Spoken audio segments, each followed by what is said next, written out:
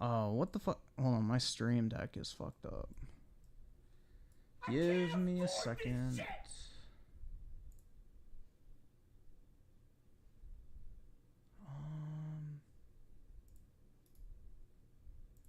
Gotta open the software. Let me see if it's working now.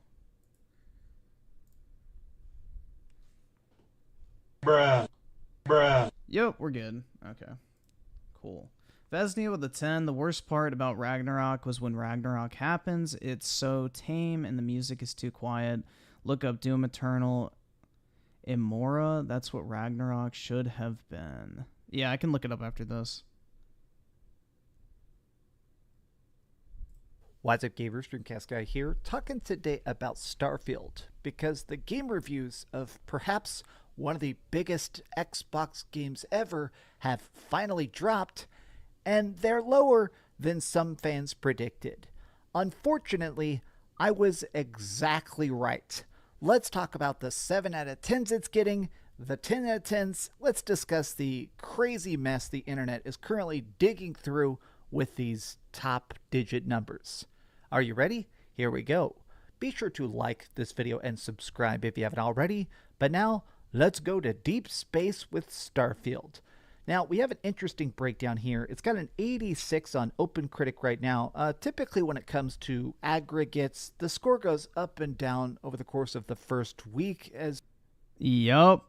And he was talking about this game being high 7s, if I remember correctly.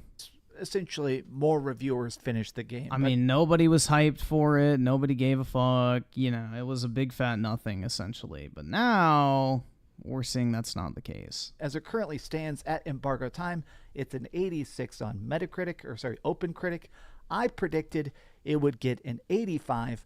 People got mad at me. People were like legitimately calling me a hater, saying that I want the game to fail. Clearly, that's not the case. I just have eyes, and I could see the fact that the game is it's a 7 out of 10, right? I mean, it kind of look like a 7 out of 10 from all these graphics, but now that we have a bunch more gameplay, wow, that's incredibly freaking poorly lit. Oh, look at all that big empty space. Lots of empty planets. A lot of this gameplay I'm seeing here. I still think the shooting is better than I thought it was going to be after watching a bunch of these reviews. Another 7 out of 10 here.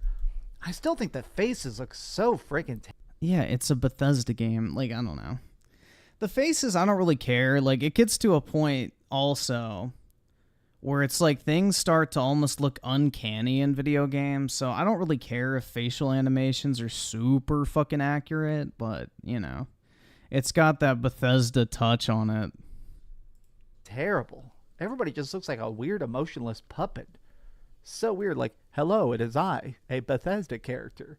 Okay, but I wanted to actually take a look at some of the reviews specifically and find out what is it that they actually didn't like. Now, this is the Starfield review from IGN. They gave it a 7 out of 10, and they said, the game has disjointed space travel, non-existent maps, aggravating inventory management, and a slow rollout of essential abilities that very nearly did Starfield in. It sounds like the game very early on is practically unplayable. It was the joys of piloting a custom spaceship into and out of all sorts of situations in a rich sci-fi universe that eventually pulled it out of a nosedive. God, that is incredibly freaking harsh.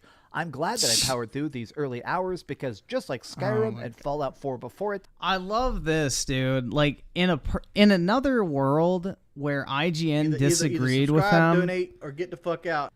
He would be the first to say, "Oh, nobody takes IGN reviews seriously," and here he is taking an IGN review seriously. I do think that's funny because most people, you know, typically would not give a flying fuck about what IGN has to fucking say about anything. Oski Woski with the 14 months at tier 3. Remember, this is the same guy that said he met developers at a bar and he saw the Sonic trailer before anyone else did. He's a notorious liar. No one should take him seriously. but he is a joke. Oh, dude, yeah. No, Dreamcast guy's all about getting those easy fucking views, man, which, you know, more power to him. That's how the YouTube algorithm works. Go for it. He's making money, but yeah, this dude's reputation is in the fucking toilet of the Olive Garden bathroom. Fucking suck dicks in an Olive Garden bathroom. 7 inches? That's pretty big. There is still an immense amount of power to discover. That pull to seek it out is strong. Starfield's interstellar mystery eventually pays off once the ball got rolling. Combat on foot and in space gradually became good enough after I'd finished the story around 60 hours in. You have to beat the game first before it gets fun? That's weird. So let's look at that breakdown real quick. 7 out of 10, 7 out of 10. PC Gamer, 75. PC Mag, 7 out of 10. Down here, Digital Trends, 7 out of 10. It did get 2 perfect scores here from some website called Gaming Bible, which I'll be honest, I've never heard of. No offense to them. Games Radar also gave it a 10 out of 10. Oh, yeah. Here, VGC also gave it a 10 out of 10. So for a lot of the low scores, there is a couple high digits in there. You can see Forbes definitely really enjoyed it there. Windows Central, which I'm not saying they're biased, but obviously they're an Xbox and a PC gaming website that does a lot of Xbox content. Very Microsoft focused, but I think a lot of people were predicting this would get 9s and 10s because there is just so much pressure piled on this. It is actually, I still stand by the fact that people got incredibly aggravated when I said this. This game needs to be a hit. Xbox sales are in the toilet. Again, this isn't an assumption. That's raw numbers. I'm not saying that sucks. You can get butthurt if you want. Xbox sales are in the toilet. Even Xbox Game Pass subscriptions have stagnated significantly. They're not in the fucking toilet. They've just plateaued. Our PlayStation fucking Plus numbers in the toilet because they've stayed at an all-time high for the past 5 years. No, Dreamcast guy, they're still at a fucking all-time high. They just don't grow as quickly as they used to. That's not fucking being in the toilet. Like, that's a completely different metric, bro. Completely different fucking metric. Like, a lack of growth versus an actual decline are 2 very different fucking things. They need a big game that's going to get people involved. I'm going to review Starfield. I've actually already got the Super Ultimate Edition pre-ordered and installed on my Xbox Series X because I'm going to... Well, Xbox sales aren't doing well, but I'm pretty sure he said Game Pass sales, right? He's talking about Game Pass. CIA with the 2. There's going to be a SAG attraction strike in gaming. Oh, definitely. Like, hold on, let me make sure. Raw numbers. I'm not saying that sucks. You can get... Actually, I still stand by the fact that people got incredibly aggravated when I said this. This game needs to be a hit. Xbox sales are in the toilet. Again, this isn't an assumption. That's raw numbers. I'm not saying that sucks. Okay, if he said consoles, then yeah. I thought he said Game Pass. I was about to say, what the fuck? You can get butthurt if you want. Xbox sales are in the toilet. Even Xbox Game Pass subscriptions have stagnated significantly. Okay, yeah. But, dude, staying at a fucking all-time high, I mean, the point still stands. Being at an all-time high is never a fucking bad thing. If I'm leading the industry in a certain sector with a certain amount of subscriptions, just because I don't see monumental growth quarter over quarter, but I'm still maintaining my extreme level of success, that's not bad. Either way, I misheard that a little bit. They need a big game that's going to get people involved. I'm going to review Starfield. I've actually already got the Super Ultimate Edition pre-ordered and installed on my Xbox Series X because I'm going to play that at glorious 30 frames a second. But let's take a look at a positive review here. This is by RPG site The Pros. Incredible scope, great new modes like shipbuilding and combat, and breezy, compelling life sim vibe. Oh no, I don't like life sims. Sometimes they work well though, so I'm going in with an open mind. Occasional open world jankiness, segmented design, and a handful of mechanics feel undercooked. This is one of the things that there was some leaks about that made people very mad. The game is, even when it looks big and open, you're still landing in particular maps. Even if you land on a big empty ice moon or something like that, you are going to bump into invisible walls pretty frequently. Starfield slowly unfurls from the familiar into something wider, wilder, and more ambitious than I expected, even while in some areas it's quite happy to gently irritate or iterate on its predecessors. Our result is Bethesda Game Studios' best game yet. So they're essentially saying it's better than Skyrim. Man, Starfield continuously just makes bigger and more ambitious scale and scope. That sounds pretty dang positive. I'm excited to check it out. Starfield is indeed Bethesda's most polished game to date. Only can imagine what this game would have been like if it had launched in November 2022. Oh yeah, it's a good thing this game got a 10-month delay. That certainly helped. With that said, it still had a decent amount of bugs, some more egregious than others, though this was rather horrifying to look at. Oh yeah, the classic no face. Oh, nice. Just Dude, I had straight up invisible motherfuckers in my game, so just your headless crewmate. That's pretty cool. That face. This game is definitely I mean, it's a Bethesda game. Bethesda games always launch glitchy. It's just how it goes. I'm not even offended. At times, Starfield feels dated, and it has the usual Bethesda jank. It does feel dated, I will say that, which I don't necessarily think is a bad thing, but yeah, it definitely feels old, and it shouldn't because it just came out. But the game is mostly enjoyable blast across the universe, fueled by great world building, improved RPG mechanics, fun side quests, that gets my attention, and exciting ship combat. It's interesting that so many people are talking about how good the combat is. I think of everything in this that I'm the most curious to sink my teeth into, it is that combat. It is, I want to actually see what it's like to fight, what it's like to win, what it's like to jump to warp speed and try and dodge a bunch of pirates. That sounds really good. Gene Park said this: Starfield is a triumphant return to form for Bethesda, easily the studio's best main quest ever. Now, that's pretty strong words. I know a lot of people specifically harp on the main story of Skyrim and Oblivion. I really like all the Elder Scrolls main quests. And of course, everybody loves the main quest of Fallout 3 and Fallout New Vegas, but it's cool to me that this is somehow a step above that. Something is lost in the sheer scale, but it makes the right sacrifices in its commitment to player agency. It has diverse quest lines. Many don't involve shooting. Wow, that's actually pretty impressive. It only gets better the more I played. In fact, I fell in love after the credits rolled. The entire structure began to make sense, and I'm only more excited to stay and keep exploring its universe. That's so interesting. Multiple people talk about how the game gets better after you beat it. This obviously, Mr. Matty is a very dedicated Xbox YouTuber. He got famous originally talking about Bethesda games, so he's going to be very into it. I'm not saying he's biased, but he's definitely a Bethesda content creator. And he said, after 70 hours with Starfield, I feel like I've only just scratched the surface. It's not perfect, but with... Yeah, I feel like...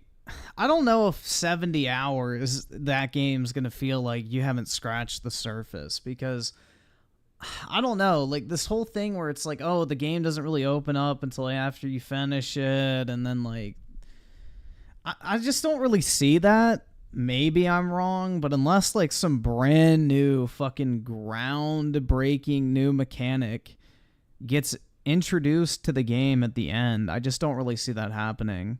I feel like 15 hours in, I'm starting to experience everything that the game has to offer. Like, aside from base building and really getting into ship customization, I don't really feel like I've been missing out on anything.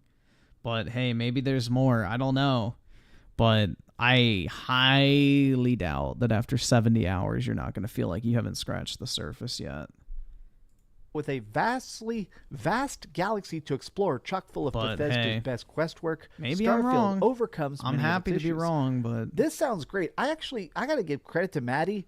When Maddie criticizes stuff, I listen to him, because I feel like criticizing from a place of love is more important. Like when he says, "Hey, fix this. Hey, this sucks."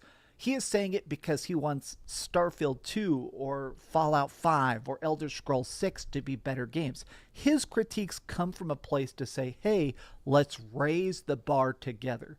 That's so freaking cool.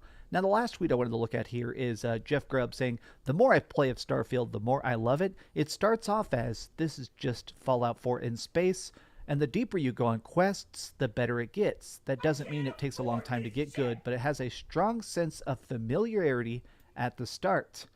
Honestly, I'm super curious to dig into this game. I am going to be doing a review of the game itself. Hopefully these faces look a little bit better. I have decided I'm going to actually review it on Xbox Series X because even though it is hard locked at 30 frames a second, I think I'm more curious about the console experience of this. I think it works fine. I've been playing on the Series X, and honestly, it's not bad. I mean, 30 FPS fucking blows, but if you put that to the side, the console experience has actually been pretty good for once, on a Bethesda game on console. So I'm actually kind of surprised, but yeah, I would say it's fine.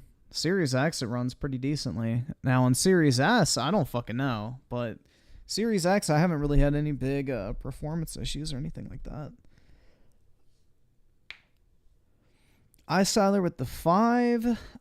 It's 3 minutes. Maybe we can squeeze it. Yeah, it should be fine, man. No worries. Why you should buy an Oh, God.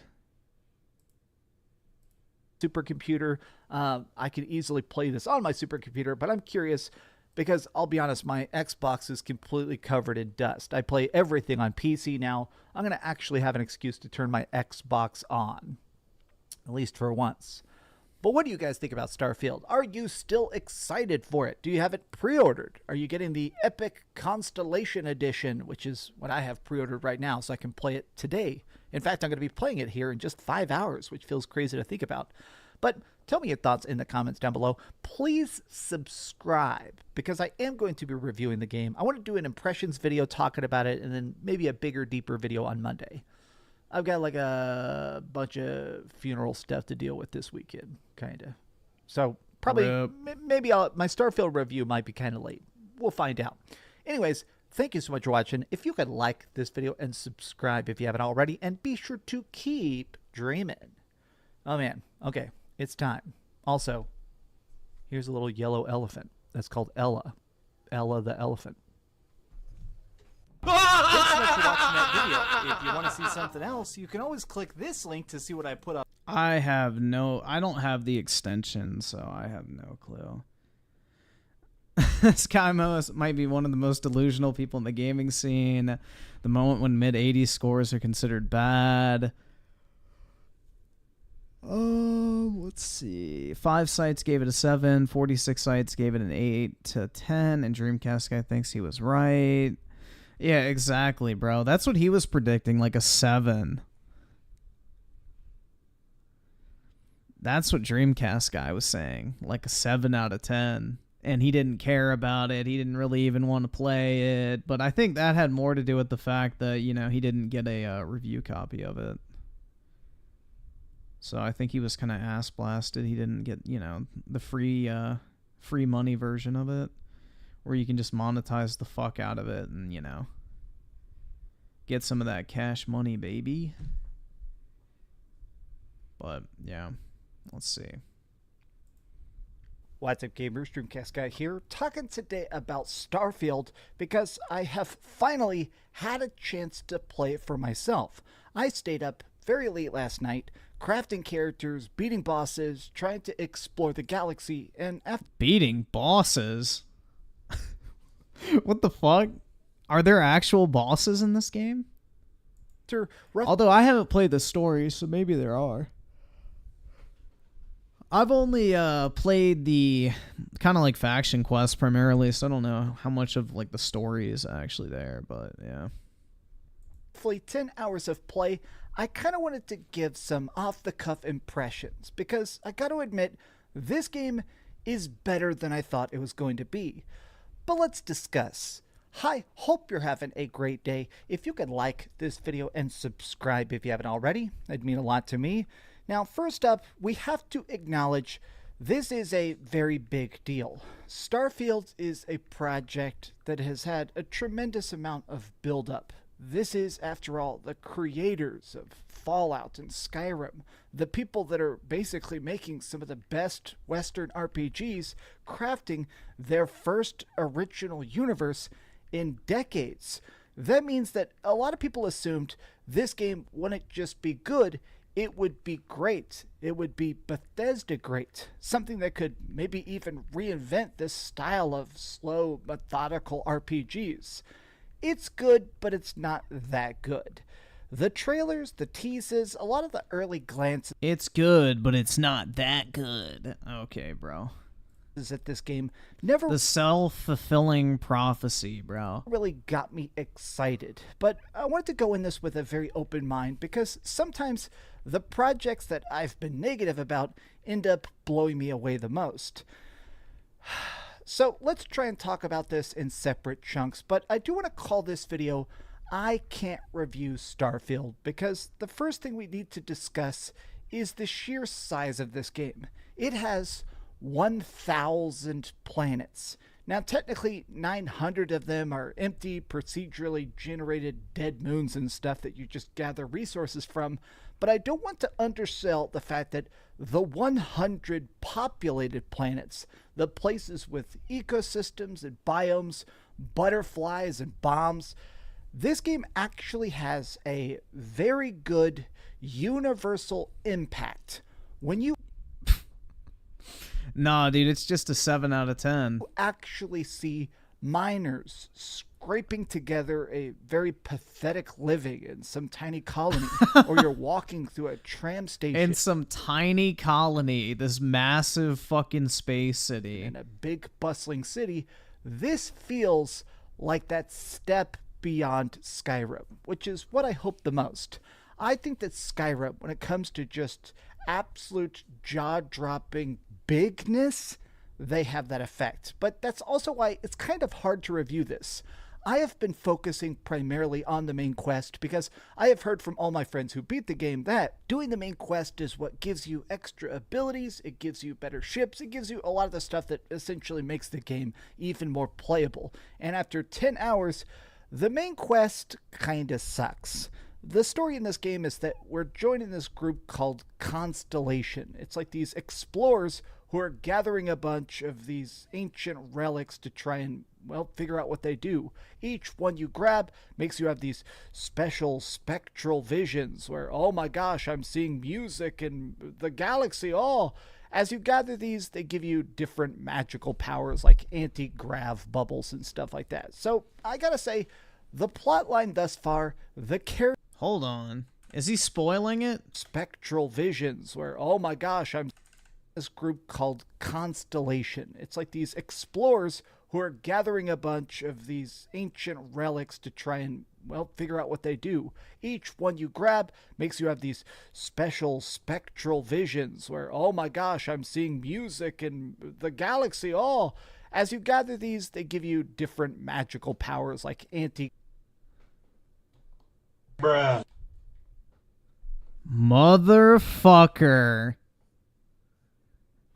This hating ass fucking salty little shrimp is like fucking sitting here spoiling the game for people in a video titled I Can't Review Starfield. Bruh. I did not know about the fucking magical powers, and I've played the game for fucking 15 hours, bro. Oh my god. grav bubbles and stuff like that. So I gotta say, the plotline thus far, the characters are incredibly paper thin. Everybody is the most cheesy archetype, but I'm not fully even against that. I'm just saying the writing is definitely bad, but I'm a huge Star Trek fan, and let's face it, some Trek has some terrible writing, and we can still appreciate it. Now, while actually exploring and knocking off my checklist of exploration, I found quite a few artifacts, and I really began to appreciate the fact that I do like the combat, and I do hate the ship flying. Now, again, this is my own personal tastes. I'm sure somebody in the comment is going to immediately try and defend this game, but I think that when you are on these individual planets, actually getting a chance to skulk around, sneaking up on space pirates, or making hostile negotiations, or sometimes just blasting people with an intergalactic shotgun, that is when Starfield is fun. If you just want to play this as a flat-out first-person shooter, you can't quite do that because there is a lot of talking. This game doesn't exactly have like a super quick turn blasting or anything like that, but I can actually sit back and say this is the best combat of any Bethesda game, which is still... That's not really a high bar, but yeah, I agree. It's slightly better than Fallout 4. Still definitely a statement. Now, one of my issues about this game, I'd say my biggest problem with this game, is that it has this obsessive reliance on fast travel. When you go to a planet, you just click a menu. At any time when you're like at a place, you can just open up the star chart and teleport to a planet. Now, it sort of implies that you're getting into a spaceship and flying off and landing, but you don't see that. A lot of times it will just straight up teleport you from one quest hub to another quest hub. Now, my biggest issue with that is that not only is this game graphically brilliant, but a lot of times while just fast traveling from one spot to another, I feel like we are missing out on that purposeful slowdown that Skyrim and Fallout did so well. Those magnificent moments where you're seeing something like Whiterun off in the distance, or walking out of Vault 111 in Fallout and seeing the Washington wastelands in front of you. I think that it's really cool that those games made every step matter, but I feel like Starfield, it seems like the developers don't trust you to appreciate walking back to your ship, just actually taking off, flying through the universe. You can't even actually fly down to a planet. This is absolutely real. I'm going to show it to you because you're not going to believe this. You can be in orbit of a planet and getting scanned by pirates, or, you know, getting checked by the cops and stuff like that. You can't just aim directly at a planet and tilt your stick and fly down to it. You have to open up the star map, pick a landing location from like a HUD. Everything is so obsessively menu based. There's a menu for your gear. There's a menu for your upgrades. There's a menu for your talent trees. That stuff makes sense, but the fact that there's a menu that takes you to a location. I agree. The menu overload and like the fucking fast travel, the map system in this game is fucking horrible. Dude, Bethesda needs some serious fucking work on their UI design. Like, the way you manage missions, the way you go through the fucking maps, the way you navigate, fast travel, go to location, like, it's horrible. And then the fact once you get there, there's zero fucking maps for any of the locations you're at that show you where useful landmarks are is annoying. Like, yeah. They 100% fucking half-assed that shit. And what's sad is they've done good maps in the past with games like Skyrim and Fallout. They know how to do it. They just didn't take the effort to fucking do it. But, yeah. A menu that opens up if you're going to try and dock. I think that when it comes to really flying around, I wish they just trusted us to explore. I can't even see the warp screen sometimes, where I just click a destination and I appear there. Show me that space travel, baby. This is Starfield. We don't need more cutscenes. Let me actually see the stars in a freaking field. There's this weird... Oh my god. Obsessive rush to Starfield that to me is... So he wants fucking Death Stranding-esque shower cutscenes and like cutscenes that lead into cutscenes, and you know, you fast travel in Death Stranding, which is a cutscene, then it goes to another cutscene, then another cutscene, and then finally a fourth cutscene, and then you can actually take like control of the character. No fucking thank you. is very off-putting. That a lot of times it feels like it's just so, well, dead set on getting you to that next objective, that next fight, that next boss, that it kind of skips over those tiny environmental storytelling moments that made Bethesda great. I don't think I've seen a single time where there's been this cool background story. There hasn't been any of those world-building elements thus far in my first 10 hours that really show that this universe has impact. I mean, when it comes to Skyrim, right at the beginning of the game, you see a freaking dragon, and it really shows you, like, oh yeah, things have changed. When you're playing Fallout and you see a nuclear bomb go off, you're like, oh yeah, this is why things are actually happening. Starfield, this feels much more like Fallout 76 to compare it to another Bethesda project. No, it does not. It feels like Fallout 4. It is a game that is very, very big, but lacks any actual depth. Yeah, bullshit. Absolutely fucking not. Fallout 76 is nothing compared to this. Hell fucking nah. Good chance to explore. It's a chance to talk to people. It's a chance to pick up 9,000 procedurally generated side quests that have you going and attacking a base and stuff like that. But it never has that real wall up.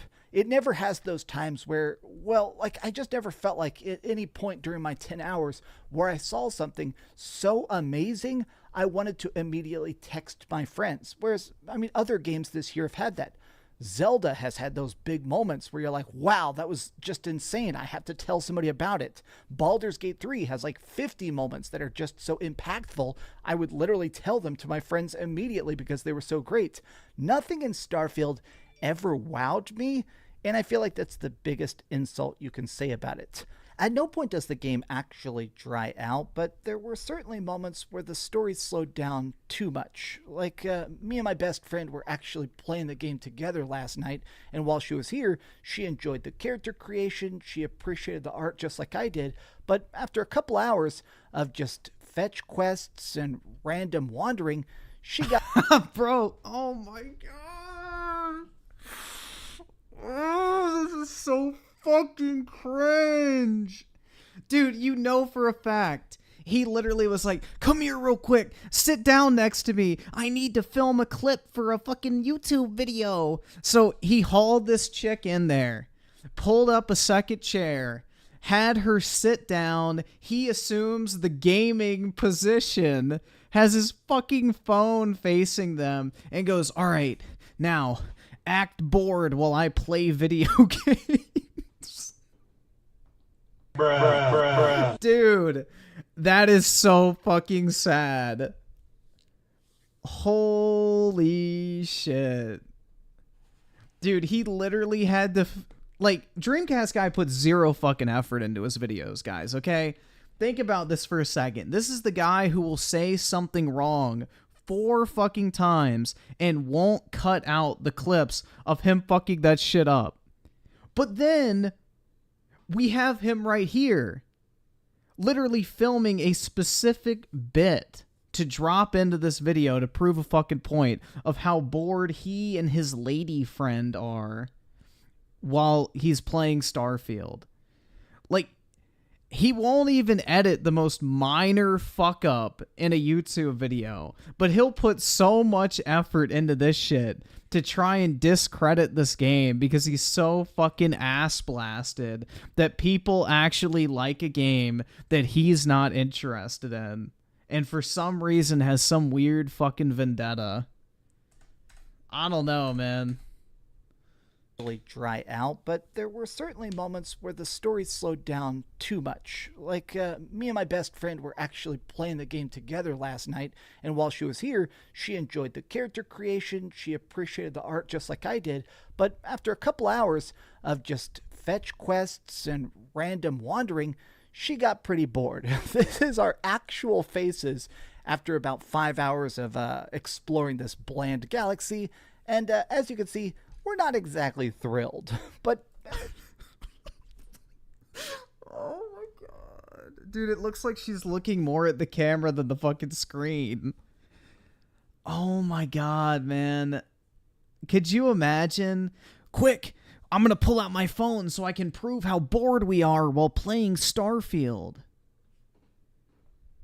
Like, why is your best friend, which, you know, they're probably smashing, bro, let's be honest. But, why is your best friend sitting in a small little fucking closet of a room watching you play Starfield? Why don't you just plug it in to, like, your TV when you're sitting on the couch? Why are y'all, like, huddled up in your gamer office? That's what it's just, like, you know for a fact this is, like, a staged scene. Dreamcast guy puts in zero effort, but because Starfield, for some reason, has him so irritated and upset that the game's doing well, even though he didn't want it to be, you know, he had to set up this little stupid skit to prove how bored both of them were. You know, you take some good for some bad. Bruh, I don't fucking know if it's a trans or a prostitute. I don't really give a fuck. You know, hopefully our boy Dreamcast guy is out here drowning in that shit. But the point still stands. That is some of the corniest shit I have ever seen, especially when you consider the minimum effort that Dreamcast guy puts into every single piece of content he produces on basically any other topic.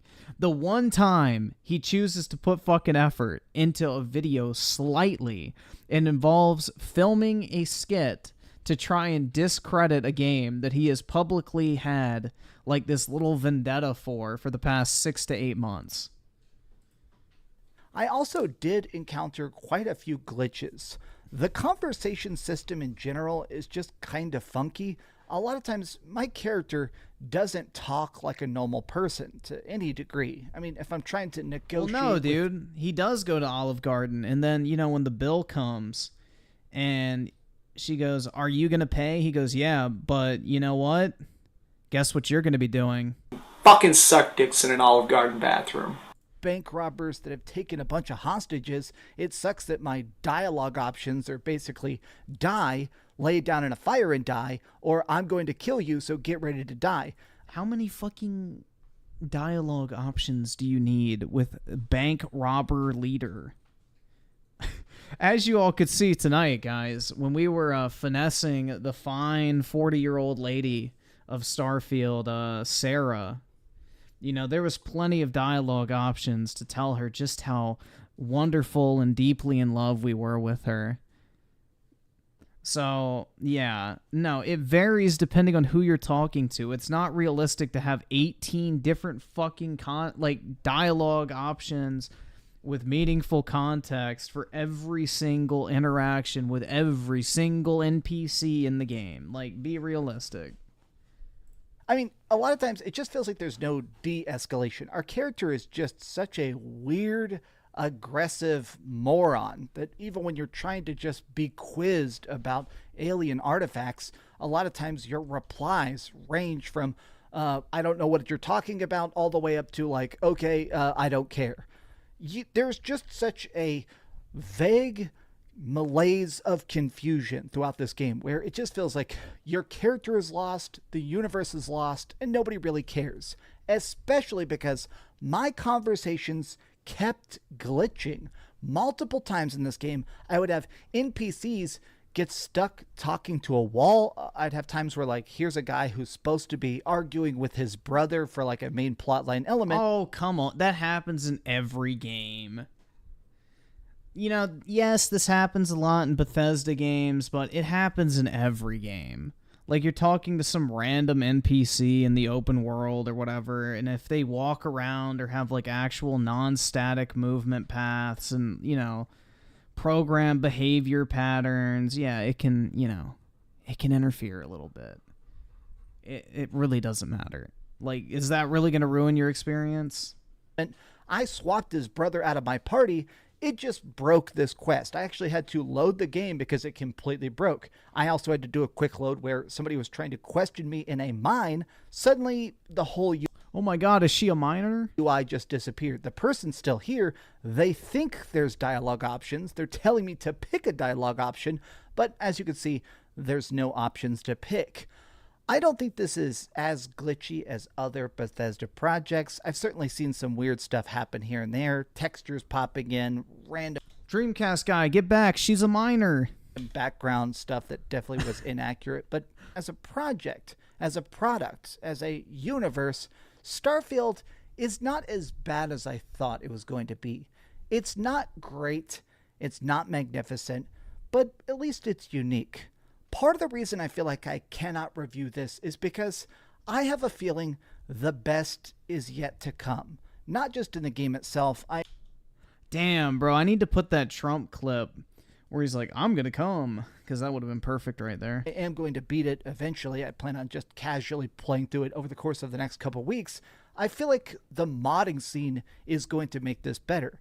I am completely obsessed with their previous Bethesda projects. I mean, stuff like, obviously I loved Fallout 4. I mean, this... Dude, he loved Fallout 4 and he dislikes this? What is he smoking? This is better than Fallout 4 in every way imaginable. Dude, I loved Fallout 4. And Fallout 4 does not hold a candle to Starfield, man. I'm sorry. Like, dude, he wants to hate this game. Because if you like Fallout 4, you have no reason to dislike Starfield. Fallout 4 and Starfield are literally the exact same game, except Starfield takes place in space, has a lot more fucking interesting content and unique gameplay mechanics and things of that nature. What the fuck is he smoking, bro? Fallout 4 is like the alpha build of Starfield. Starfield takes Fallout 4 and improves upon it in every single way imaginable. That is wild because, I mean, I've been saying this since I started playing it. If you like Fallout 4, you'll probably love this game. And if you didn't like Fallout 4, I can understand why you don't like this game. And it's like, dude, how do you love Fallout 4, but you're not, like, loving Starfield? That makes no sense. That really makes no fucking sense. I think it's the fact that the game is, published by a certain gaming company, or should I say software provider. This is an actual picture. I played Fallout 4 14 hours a day for like 3 days straight. This is me literally sleeping on my desk playing Fallout 4. Who took the picture? I like current day Bethesda quite a bit, but something about this game, it just feels like it doesn't have that same amount of intensity, that same amount of love, that same amount of dedication to making your story in their game. That is major cap. Dude, Fallout 4, you literally feel like... I've never felt immersed in a Fallout game.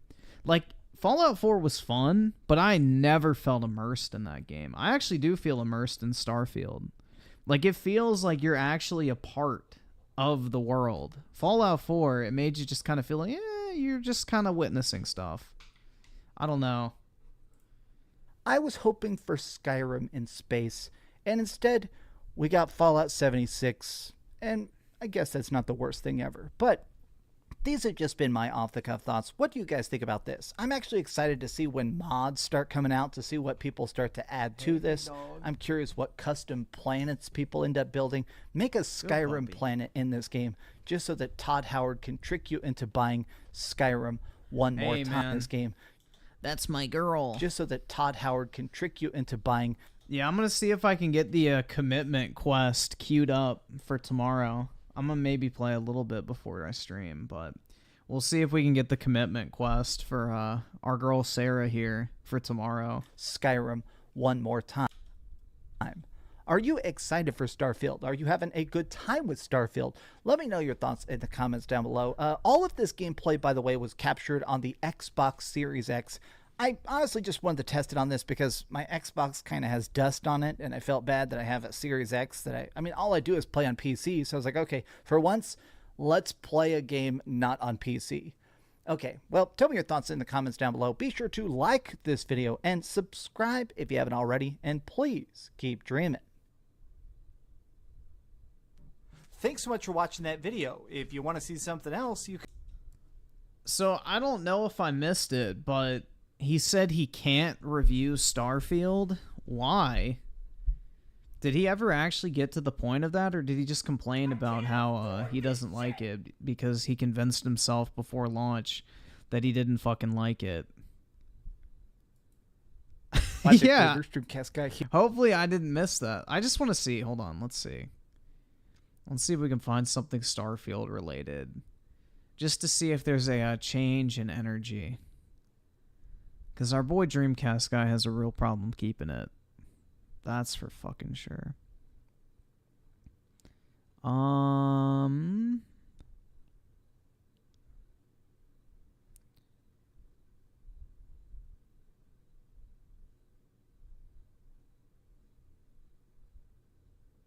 Did I miss it?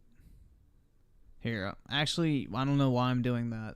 Let me just do this and save time. Duh. All right. Let's see. Xbox needs Starfield to not suck. Why is Xbox not talking about Starfield? Starfield has microtransactions. Big Xbox fail. My honest thoughts about the Starfield Direct. Bro. Okay, nobody get offended. And do side quests. Shock. It's got some sort of loud and craft down like field Xbox and important and really say like, hey, here's the Xbox. Now, after the Xbox showcase, they decided to do an hour-long deep dive onto everything about Starfield, including the fact that you can walk around on planets and craft items and make your character and do side quests. I'm going to sound like a real wet blanket, but I don't know why something about Starfield does not grab me. In a lot of this gameplay they showed today, honestly, a lot of the NPCs had incredibly dead eyes. The dialogue seemed really kind of cringe. Remember how he said he loved Fallout 4? Well, dude, this is fucking, clothing cut from the same cloth, so to speak. This game is better than Fallout 4 in every one of those aspects, but for some reason you have a problem with the improved version in Starfield, but not the worse version in Fallout 4. Combat seemed incredibly boring. They kept showing combat segments where people practically didn't even fight back. And, to each their own, but to me, it just didn't look great. Starfield looks a lot like Fallout 4 in space. And I like Fallout 4, but I kind of thought that Starfield would be more than that. I kind of thought... I liked it. It just looks like Fallout 4 in space. Like, look at... He's trying to fucking hate it. And then we fast forward to I loved Fallout 4. This is me literally falling asleep playing Fallout 4 with my game case propped up against the screen, blocking the fucking view, with a bunch of Red Bull cans sitting on the desk, and someone conveniently knew to come take a picture of me in that specific moment where all the Red Bull cans were completely left up. They weren't knocked over. The Starfield case was still resting up against the television, even though if I was actually playing it, it would have been fucking moved. Not to mention the Xbox hadn't fallen asleep yet. It was just picture perfect, man. He loved that game. But this game, looking like Fallout 4 in space, he doesn't like. It doesn't do it for him, man. Do you know why it probably doesn't do it for him? Do you know why? I think we need to go back to that image he showed. Right here, man. Do you know why it didn't do it for him? Because he was playing Fallout 4 on the PlayStation 4. And do you know where he was playing Starfield? On the Xbox Series X. I really think that is the only fucking difference, bro. He even has the fucking mark of the beast right there on his ears. up against a wall of PlayStation. You know? Why is his game case resting against the television with him passed out in front of it? With his arm literally just missing the fucking cans. Also, you know, his controller is still on, which they shut off after a while, if I'm not mistaken. And also, you know, the game's not dimmed or any, like, it's just... Bruh. It goes back to this scene, too, where he whipped out the camera. Was like, quick, come sit down and act bored. Where was it? Was it this video or the other one?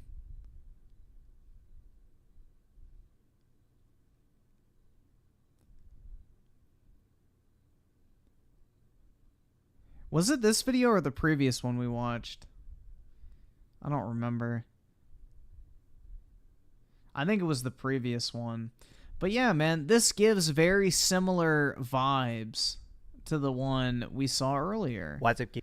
Where it was like him sitting there with the camera conveniently pulled out at the right moment.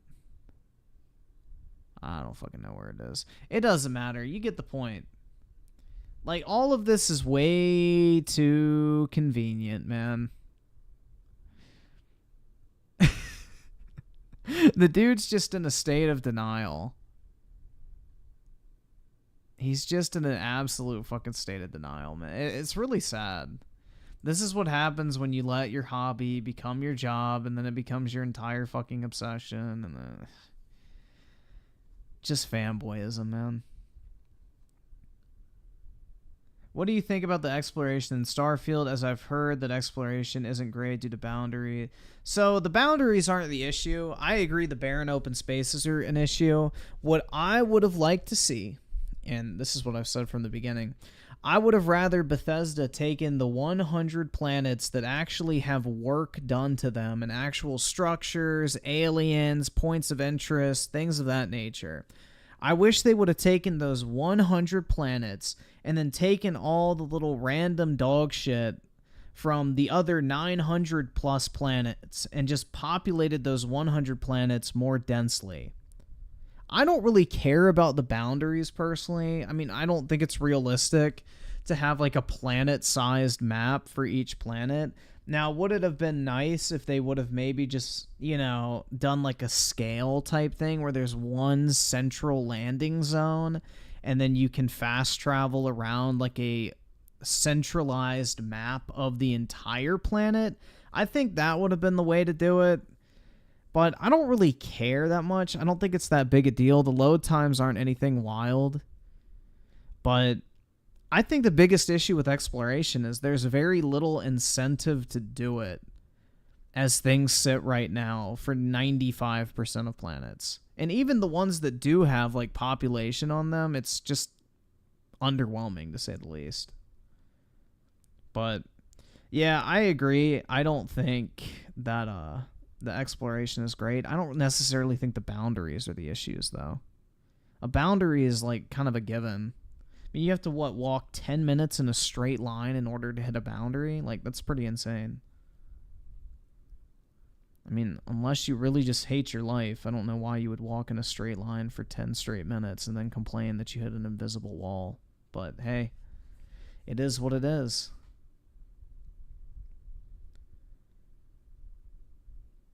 Oski Woski with the 2 Dreamcast guy thinks New York is a hobo town. Uh-oh, man.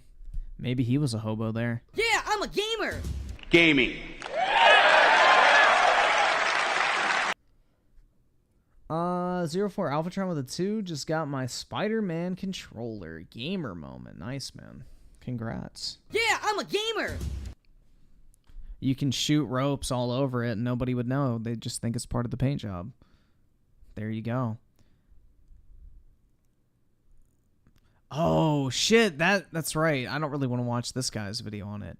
But y'all saw that fucking Volition got shut down, right? The guys that made Saints Row, they got shut down. Like, completely closed up, man. I think that's hilarious. I mean, it's sad because I love Saints Row 2 and 3. 4 was better than the new one, but Saints Row 3 is one of my personal favorite open world games of all time, from the 360 era specifically.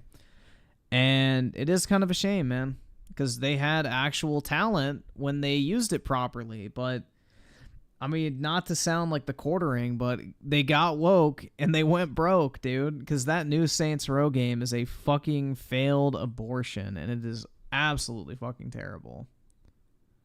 Let's see if somebody else made a video on that. Volition closed. Oh, we can watch YongYea. We have seen plenty of video games flop throughout the course of gaming history, but every once in a while comes along a game that bombs so hard and so disastrously that it shutters an entire studio. That's what happened with Daedalic Entertainment when they shipped the awful... To be fair, Daedalic Entertainment is still open. They didn't get shut down, but Volition did. Timothy Marco with the 2, they got woke and went broke. Amen, bro. And iSiler with the 5, it's like SSD versus the quick feature with Xbox. Both load the game fast. I don't care about loading overall. I'll look at my phone if it's long. Well, the thing is both have an SSD. I love quick resume on Xbox. That is such an underrated feature that PlayStation needs to add. Like, quick resume, I think it's called, right? Is so neat. You can have 2-3 games open and literally just swap between them instantly. It's really awesome. And something that was kind of neat is, like, I unplugged my Xbox from last night, brought it back into my bedroom, plugged it into my TV, and played a little bit when I woke up today. And what I noticed is, in between me unplugging my console and plugging it back in, the exact instance of where I was in Starfield was still, like, running on my console. So, like, I didn't even have to relaunch Starfield after unplugging my Xbox and plugging it back in. That is a fucking cool feature. Like, I don't care what anybody says. That's a really, really awesome feature. And I wish Sony would do something like that. I think that'd be awesome, but yeah, I don't know. I'd take that over, like, the superior SSD personally, because SSD load times are just kind of like, you know, cars off an extra second or two, but do you really even notice it? Not really. Truly terrible, The Lord of the Rings Golem, which launched so poorly and was so negatively received and sold so just abysmally that it straight up killed the development studio, and the publisher of the game decided to kill all of the internal game. Wow, so for the one time I ever do that, oh my god, game changer. Alright, so you've never had your power flash on and off during a thunderstorm? Your internet's never gone out or whatever that's caused your game to, like, shut down? I don't fucking know. Like, you've never had, like, a quick power surge where your lights flash on and off and you lose fucking power and your console turns on and off? I don't know. Like, that to me is a nice little feature where it's like, oh, that's cool. It's not like, holy shit, dude, this is literally changing the way I play video games. It's like, yeah, that's a really fucking cool feature.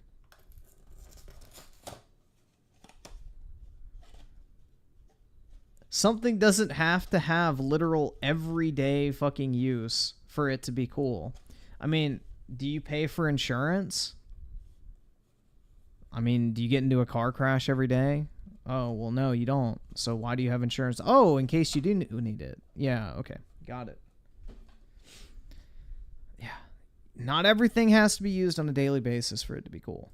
Projects from Daedalic. And then earlier this year, following the tepid launch of Forspoken, this AAA game that Square Enix put a lot of money into, after that game bombed, Luminous Productions was shut down. Prior to Forspoken, Luminous Productions made Final Fantasy 15. And while Forspoken sales... No, they did not. Luminous Productions did not touch Final Fantasy 15. They worked on it. Well, they did touch it. They were like one of the fucking support teams working on Final Fantasy 15. Luminous Productions is not the main developer of Final Fantasy 15. And I'm pretty sure all that happened with them is they just shut down, like, the independent business unit and merged all the devs into, like, the, you know, standard Square Enix dev teams. I sided with the 5. Same here with Starfield. It picked up where I left off, but PS5 standby mode feels the same way. It turns on, picks up. Not a big deal to me. Well, yeah, that's rest mode. I mean, even the Xbox One and PlayStation 4 had that. That's just rest mode. Consoles have had that for a while. I mean, dude, like, for instance, the Nintendo DS used to have that, where you'd close the top and open it back up, and it would resume where you were playing. Or is that the 3DS? I don't remember which one. Was that the DS that implemented that? DS, resume.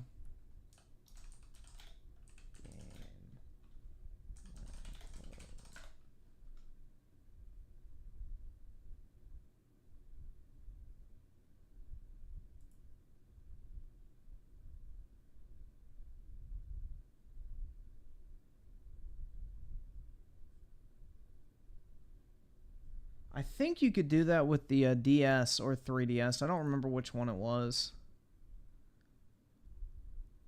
The PSP did that? Yeah, I'm pretty sure it did. But yeah, that was like it's such a cool feature. But the Xbox kind of took it to the next level with the SSDs. Like, you can literally boot up the exact same instance that the game was in, even if it loses power, which is pretty wild. Because those other like versions of that still require you to have a steady like supply of electricity. And as soon as you lose electricity, the game and everything closes. So it's a little bit different, but yeah, no, quick resume and like, you know, standby mode and all of that's pretty nice. Sales numbers I don't think have been disclosed. They haven't really shown exactly how badly this game flopped. The fact that it got luminous. Do you like Final Fantasy 15 more still after playing? As things sit right now, yeah. I sided with the 5. Crazy long load times happen when you chapter select Sony games, Last of Us 2, Uncharted, etc. I can take a shower and it will still load. Shit, man. I don't remember it being that long. Although I played Last of Us 2 on PS5, so maybe that's why. Productions shut down, says everything that needs to be said about Forspoken's commercial performance. And then there is Saints Row 2022, which launched back in August 23rd, 2022, to tepid critical reception, and the user score here highlights a game that plenty of people just really did not enjoy. A lot of people did not like the story, the script, the rather annoying characters, the gameplay, which felt very dated and broken in many regards. And then on Steam, you can see right here that the user score is sitting at a mixed score of 61%. And the fact that there's such a low number of review scores, only 1,127 players reviewed this game, is representative of a game that likely woefully undersold. In fact, if you look at Steam charts numbers, you can see right here that the all-time peak is only sitting at 4,147 players. That is definitely better than Redfall. Indicative of a game whose sales flopped hard and that failed to garner the interest of gamers at large. Analysts predicted that the game had to sell roughly 2 million units for the game to break even, and it's highly Jeez, yeah, that didn't happen. doubtful that this game reached Unfortunately, I paid for a copy of it, but, you know. anywhere close to that. You know how that should go. That number, which does not bode well for a game that cost over $100 million to develop. This game cost the publisher Embracer a lot of money. While exact figures haven't been shared because they're likely too ashamed to do so, $100 million to develop this game only for it to sell as meager as the stats indicate. Yeah, that no doubt definitely shook the publisher. In fact, it was reported earlier this year that Saints Row's sales bomb changed how Embracer greenlights new. I've heard Embracer has like been literally just taking the fucking axe to all of their studios and just mass firing people left and right. Like, it's been a complete fucking bloodbath over there as far as people just getting shit canned. Projects. A stark contrast from the optimism that Embracer CEO Lars Wingefors displayed back in September of 2022 when he admitted that while he wasn't thrilled about the game's performance, he did believe that the game will eventually make money. Fast forward to 2023, and it'd be as good as confirmed that Saints Row was a sales bomb and the game didn't turn a profit. Dude, that's what's interesting about Embracer is, like, they just keep buying all these dog shit game studios. Like, they bought THQ Nordic, they bought Gearbox, they bought Volition. Like, they just get all these, like, B-tier studios. I mean, I wouldn't even say B-tier, probably, like, C-tier studios. And it's like, do you all really think that's going to work out, like, long-term? Like, unless you're bringing in new talent to run those companies, you're just going to fucking lose money and be in the exact same position they were as to why they sold out in the first place. Like, the reason they agreed to be bought by Embracer Group is because they weren't doing well already. So what do you think, like, just changing the ownership is going to change? You have to, like, dramatically restructure those companies. And I don't think they've done that.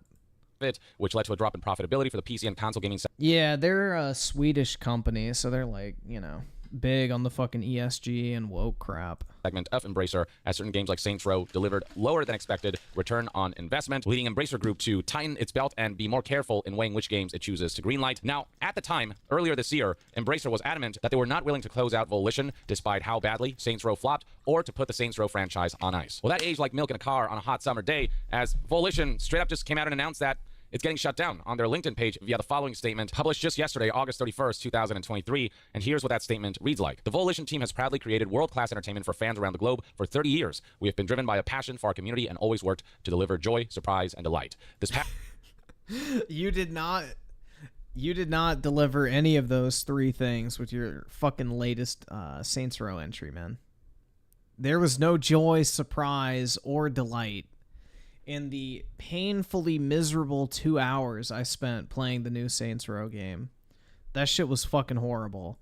past June. Do you know what I did have joy, surprise, and delight in playing? Saints Row 3, because it was actually a fun, edgy, humorous, and just overall good game to play. Embracer Group announced a restructuring program to strengthen Embracer and maintain its positions as a leader in the video game industry. As part of that program, they evaluated strategic and operational goals and made the difficult decision to close Volition effective immediately. To help our team, we are working to provide job assistance and help smooth the transition. Find a company that needs your skills. Professional Reddit reader. Bruh. Also, I tried every single one of these, and not only did I think that they were all delicious, I also loved how creamy and smooth the drink's texture was. I actually looked forward to drinking Soylent every day. he's also a bit of a drink reviewer / connoisseur, so there is that as well. A lot of beverage companies might be looking for his expert taste buds. For our Volition family members, we thank our customers and fans around the globe or around the world for all the love and support over the years. You'll always be in our hearts. Volition Games. This reads like a statement that was written by Embracer. Dude, I fucking hate LinkedIn. I refuse to use that shit. Like, one of my college professors was like, you need to make a LinkedIn page for an assignment in my class. And I'm like, nope. I, just straight up, out of principle, will never make a LinkedIn page. I absolutely hate the idea of LinkedIn. It is literally just used by people you want nothing to do with to keep tabs on you to decide when they want to suddenly re-enter your life. Because all people on LinkedIn do is look at whatever your job is and be like, ooh, what can that person do for me? And then they reach out to you years later after you've never fucking talked to them and go, hey man, how's it going? I saw you work at blank. Do you mind talking to me about that? Because I've kind of been interested in pivoting my career. And it's like, I don't know, dude. The whole concept of LinkedIn, I don't like. The way I look at it is if I want people to know what the fuck I'm doing professionally or business-wise or whatever, it's because I tell them about it. I don't need to fucking broadcast every move I'm making business-wise for the fucking world to see, so people can keep tabs on me to decide if I'm worth their time or not. Fuck off. I don't know, dude. I just don't like LinkedIn. I think the concept of it is cringe. It's literally just fucking Facebook for career-obsessed, social climbers. And not Volition. The way the statement tries to frame all of it. No, so what happened is I just said, no, you can't force me to make a social media account for school grade. And the guy was like, yes, I can. And I'm like, I'll be happy to do I'll be happy to do a makeup assignment or some shit like that. But I'm not making a social media account, and you can't force me to make one. That is not, that's not reasonable request. I don't remember exactly how I put it, but long story short is I knew the head of the finance department at my college, and I had already been in his class one semester, so I just sent him an email and told him what was happening, and never heard about it again. The grade was just exempt on my I guess what would we use, Canvas or whatever page. It just became grayed out. The assignment just got grayed out. It didn't count towards my overall points earnable for the semester or anything like that. So I was just exempt from it. So what I'm guessing is the head of the finance department just said, yeah, just exempt them from it. Don't count it for him or against him. Just remove it from the grading bucket, which is fine. Like, who cares? I didn't get credit for doing something I didn't do. And, you know, I didn't get punished for something that I shouldn't have to do. But, yeah. I did not make a LinkedIn. I've never made a LinkedIn. I refuse to make a LinkedIn. That shit ain't ever happening. This in a positive light for Embracer by saying things like they announced a restructuring program to strengthen Embracer and maintain its position as a leader in the video game industry. That reads like an Embracer PR statement rather than a heartfelt message from Volition Games. Volition has been around for a while, since 1993, and plenty of people who played games in the 90s essentially grew up playing Volition games. They created games like Descent, Free Space, Red Faction, and of course... Dude, I forgot that Volition made Red Faction. If you guys have never played this game, where is it? I think I own it. This game, Red Faction Armageddon. Dude, this shit is absolutely fucking fire. This game is great. It's so much fun. Like, it's just a, like, brain dead. No fucking... I don't know. There's no seriousness to it. It's just a brain dead fun action game. And I would highly recommend it. And then also you can get this as well. This is a really fun game too. This is just like the newer, or I guess sequel to this. But yeah, both of them are really fun. This is the one I played all the way from start to finish, so it's the one I can recommend. But yeah, both of those are really good games. Very fucking fun. So it makes sense, dude. Volition makes fun games, or at least they used to before they got, you know, ESG conscious. Which is sad. Of course, Saints Row, which, you know, despite the unfortunate release of this latest game, which was a complete disaster, you know, people still think fondly of the Saints Row series and would have liked to see it continue in some way. People would have liked the series to make a comeback because of its unique identity as almost like a parody of Grand Theft Auto, just Grand Theft Auto taken to like a 15 on a scale from 1 to 10. A contemporary open-world sandbox game that embraces just the absurd and the ridiculous, and it's just, it'll be sorely missed. I'd be very curious to find out exactly what happened with the new Saints Row game. Was it more sort of on the publisher and leadership side of things, or was it more on Volition? Did they somehow screw up the pooch there? Like, what's the story behind why Saints Row shipped in such a... Yeah, what blue-haired feminist got promoted and who promoted her? Disastrous state. But it's just a shame to see Volition get shut down and to see that their long tenure in this gaming industry... But then again, Saints Row 4 I thought was a major step down from Saints Row 3. So maybe that was the beginning of the end. You know, maybe key talent left at that point. But Saints Row 4 is nowhere near as bad as the new Saints Row. It still had, like, the heart and soul of the franchise. I just didn't care for the whole superhero gimmick because it made vehicles completely irrelevant. Industry won't continue, and it likely means that Saints Row, we're probably not going to see another entry from that game for a very long time. At best. At worst, Embracer will decide to move on from Saints Row forever after just how much money they lost from the rebooted Saints Row game released in 2022, and just how poorly that game was received, and just how much negative PR that drew for the publisher. Regardless, fans couldn't hide their disappointment and their sadness that Volition, a studio that has been a part of gaming for so long, is suddenly no more. It's just kind of crazy to see. I cannot say that it was necessarily unexpected, but it's a shame that Embracer couldn't foster Volition and nurture Volition to grow from their mistakes, that they could make better games going forward, instead deciding to shut them down and just, yeah, kill off a studio that has been a pretty big part of... Like, hold on, let me see if I can find this one. Dude.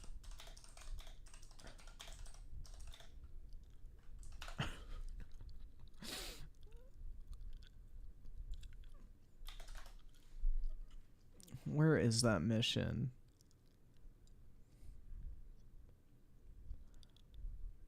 There was like this fucking mission where you're like literally getting pulled through the streets by a guy in a fucking gimp suit. Do y'all remember that fucking mission? Where you're like in a fucking little chariot or something, and who is it? Is it Pierce that's in the gimp suit? I forgot. Which Zemos?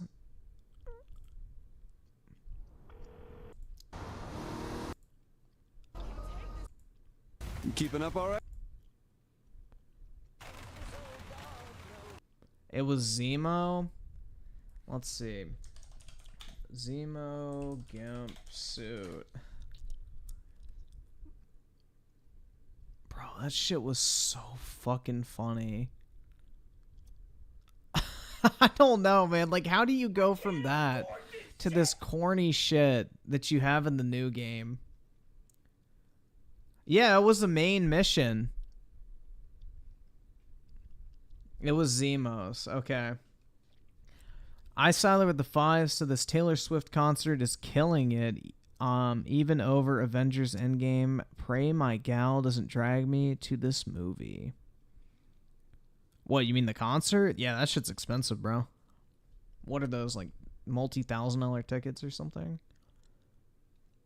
It's like one of the first missions. Yeah, you're like escaping from a fucking BDSM club or something. Gaming history. Now, some folks like Ethan Gatchier from Kotaku made it a point to highlight that the timing of No, there's a Taylor Swift movie. Bruh. this announcement is Really?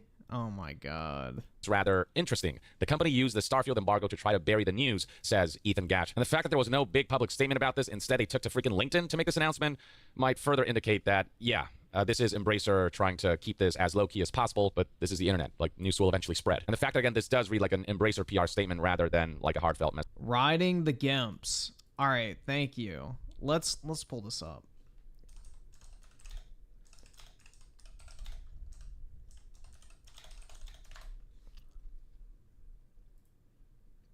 How we gonna find Zemos?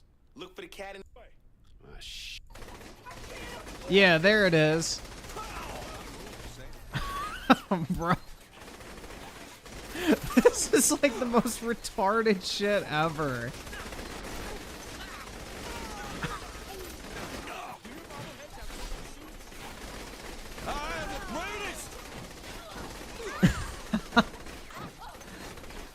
Yeah, you had like a bunch of BDSM dominatrixes in the back of these little like rickshaws being pulled by people in gimp suits. See, that is Saints Row, man. Just like over the top, like fucking just crude humor and shit. You know, pull us around. This is a rescue, right? This ain't some elaborate setup for a gang bang. Why you gotta put that image in my head, bro? Oh, I'll go with rescue then. Bro, the fucking nipple clamps. If you know what I'm saying. I'm good. Find a moist towelette or something. Oh, what's up? I found the guy I was talking about. But yeah, dude, this is like Saints Row 3 is peak. I have the remastered version of that on Xbox. Maybe I'll stream that at some point since I have my Xbox hooked up now. And I have a way to stream it easily set up, so maybe we'll pay a visit to some of the classic video games of all time. Message from Volition just all indicates to me, dude, I would not be surprised if Saints Row 3 Remastered sold better than the new one. That Embracer is really trying to take control of the narrative and the messaging. I'd be very curious to hear what Volition developers think about these circumstances rather than this PR statement that feels more like it was written by the publisher rather than by the developers. The shuttering of Volition also comes in right after they decided to put the Saints Row reboot on PlayStation Plus for September. Probably a little cash infusion from PlayStation to try to squeeze a little more money out of this project that failed so epically commercially. Ethan Gatch also... I saw there with the two. Now look it up on Google. I can't believe it. I mean, I can believe it, man. I mean, I don't really know why you'd want to watch a Taylor Swift movie, but hey. Made it a point to highlight just how poorly Embracer has been managing their studios because of the poor investments that they've been making. For example, he tweeted right here that Embracer has been spinning off projects and shuttering teams since a $2 billion deal with Saudi Arabia fell through. Sad to see such an old studio that's... Oh, that's right. I forgot about that. That was like their big cash infusion they were banking on in order to actually start funding development on all these studios they acquired. Because apparently they thought buying the studios would be enough to, you know, keep people working on games for the next 5 years. But no, that's not how it works. created so much and survived for so long closed over a moonshot with a human rights abuse sovereign fund that didn't land. Combined with the fact that the Saints Row reboot just lost them a whole lot of money, given the amount of budget that was allocated to it, $100 million, man. You wouldn't think that the Saints Row reboot, based on the quality that we saw from the game at launch, was worth $100 million worth of development cost. But apparently that's how it was, and yeah, that game probably did not even break even. It probably lost the company a lot of money. There were two options: either allow Volition to keep making games in the hopes that their next title can be a big hit and that they can learn from their mistakes, or, you know, deeming Volition to be a lost cause and trying to find ways to cut costs. And cutting costs seems to be the priority for Embracer after the failed deal with Saudi Arabia, after they invested way too much money on a project that just really did not pan out well at all. I'm really starting to question Embracer's leadership and their ability to be... Yeah, I don't think Embracer knows what the fuck they're doing. To put it bluntly, I think they're a bunch of fucking mouth-breathing Neanderthals that have no fucking clue what actual, like, gamers like you and me want. I don't understand how running a video game company has actually become difficult. Like, you would have swore, like, during the 360 generation, like, any motherfucker who just wanted to have fun, make some money, and knew what the fuck they were doing could put out a top-tier quality game. And it would do well. Like, it seemed like basically, you know, like rolling out of bed in the morning for publishers and developers. Like, every game coming out was pretty much consistently great.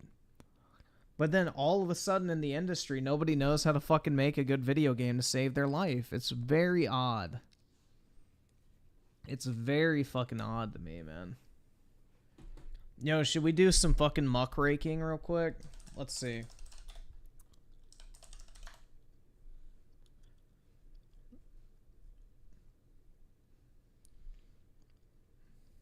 What's this? Oh, you poor, pitiful mortals. Did you know that I tried to warn you? Did you know? Did you know that I would win? Did you know that I laugh at you?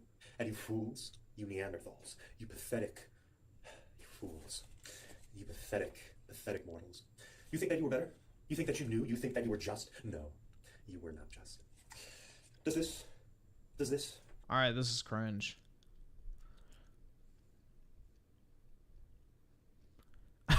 What the fuck? So what made them think they could do this? I know what it is. I know what it is, okay? All of the streaming services, all of them are raising their prices this year. All of them, okay? Xbox coming out with Starfield on the 6th. I have a disc coming from Amazon. I have no idea. I mean, this is a terrible mistake on Sony's part. So they give us a fucked up Gran Turismo 7, the only game I really want to play on PlayStation. And then, you know, they tempt me into this extra, and I found out real quick I don't want extra.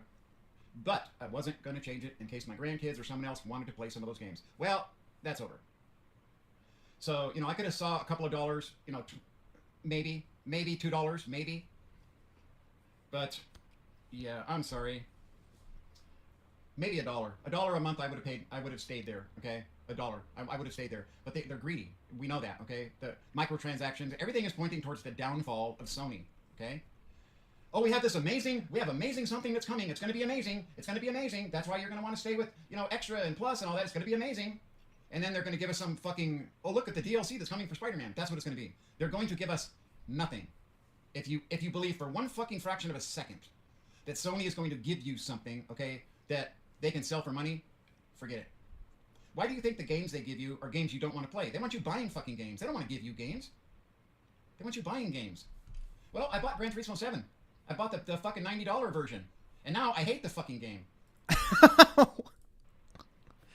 It just takes up space on my fucking drive. That's it. That's all. So, zero fucking reason whatsoever. You know what I mean? Zero. Bruh.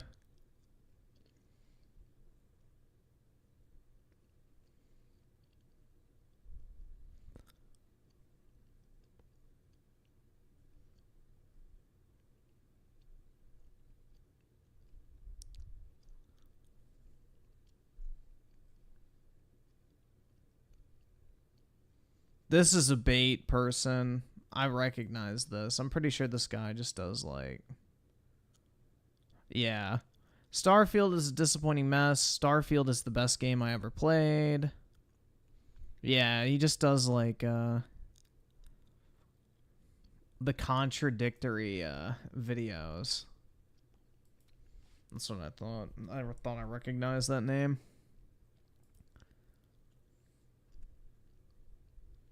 Oh shit, I forgot to sort by upload date. That's what we want.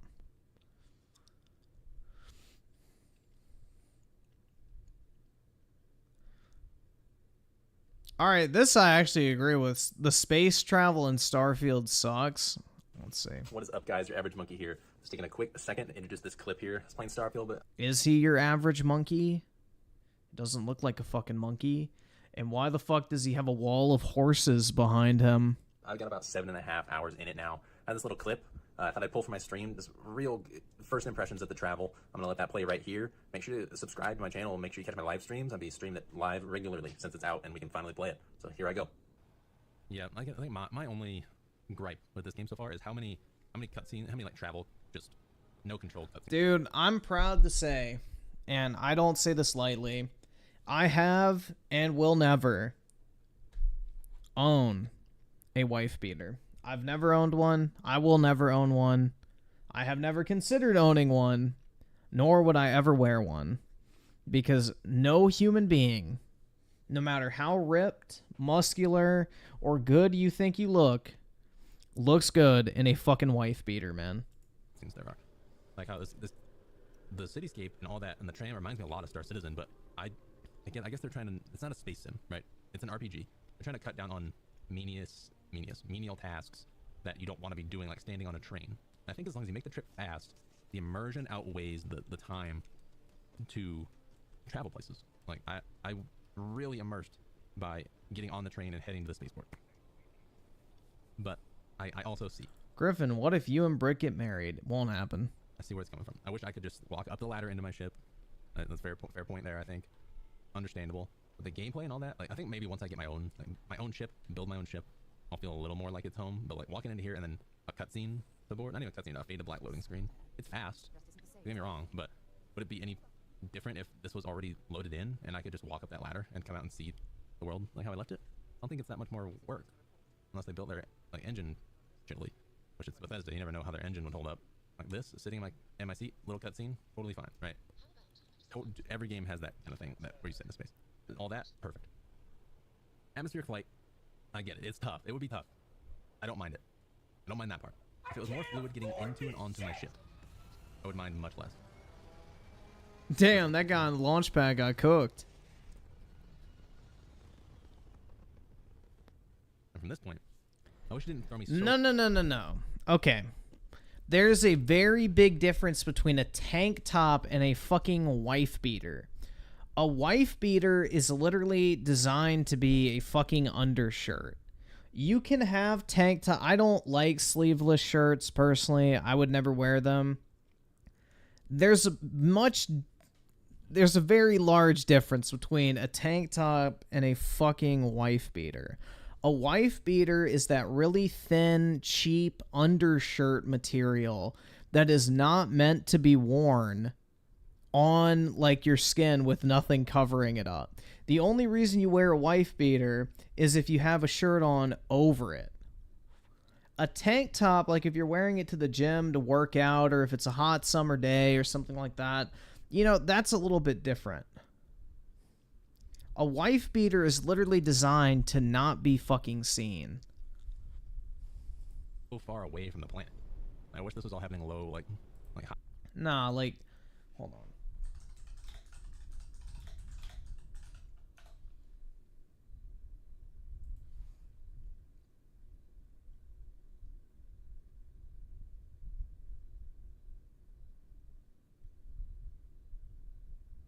Let's see. Oh, of course, all the images when you type in wife beater are these buff men, because they're going to try and make it look like it actually looks good. Here you go. This is what I mean by a wife beater, bro. Like these nasty ass fucking white t-shirts with like the fucking t-shirt material, or like the undershirt material. They're like basically so thin you can see through them. You know, they're literally meant to be worn underneath your clothing to like absorb sweat, essentially. But yeah, there you go. That is the image of what you should think a fucking wife beater looks like. Now, if you have some that like cover a little bit more of your shoulder, a little bit more closer to your neck, you know, they actually fit you properly, they're of a nicer material, that's a little bit different.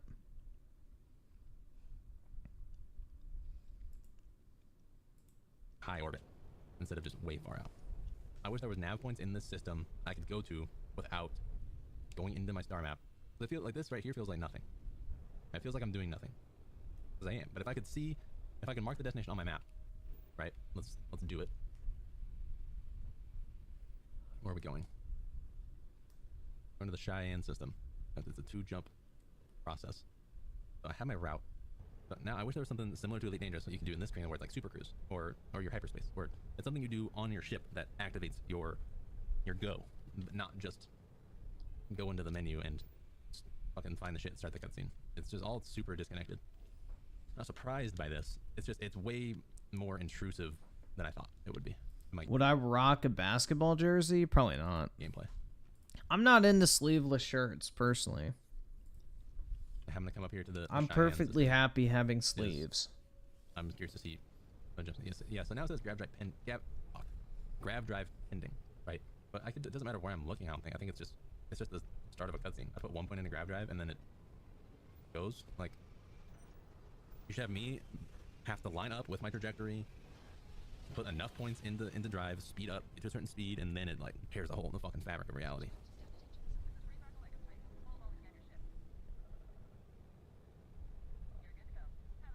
Because now to get to the planet, what do? I start. All right, this is boring. We get it. All right. Wait, shit. I went the wrong way.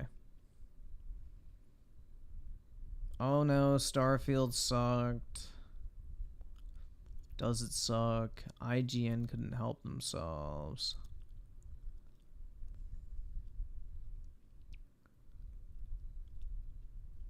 Starfield leaks have fans worried? Not really. Dude, look at this obsession with open world. Like, you can see it right here. Is Starfield open world? Oh my god, if it's not, it fucking sucks. So let's see. Oscar with the 2, I would pay to have you play the remastered. It's fun. Yeah, I would definitely, like, probably do that. I mean, I got my Xbox hooked up now. I know how to stream it. Like, everything's set up, so it'd be easy. I got a bunch of shit on Xbox I would love to stream at some point. I mean, just to, like, out of all the backwards compatible stuff that I have, I feel like there'd be a lot of cool stuff we could play. And Siler with the 2, same here with my tattoos. Wife beater, no way.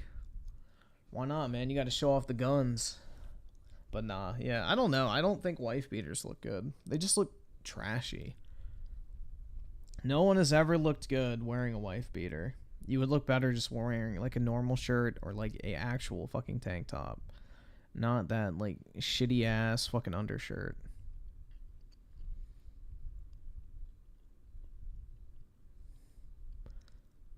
Dude, what the fuck is this shit? Baldur's Gate canceled on Xbox. Xbox girl. Greetings, fellow adventurer. Oh, someone's on a fantasy kick. Did you not see the amazing reviews? What the fuck is this shit? Bro, what is this?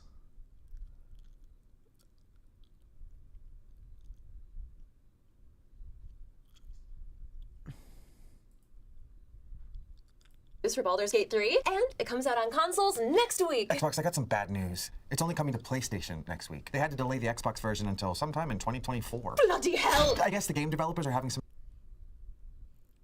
trouble implementing the split-screen co-op on Series S. But I don't get why they don't just release it on X and make S wait. Yeah, it's because they promised that Series S will get anything I get. So now developers have to jump through ungodly hoops to push out budget-ass versions of every title so that things are fair for my stupid little sister. Don't you mean your hot little sister?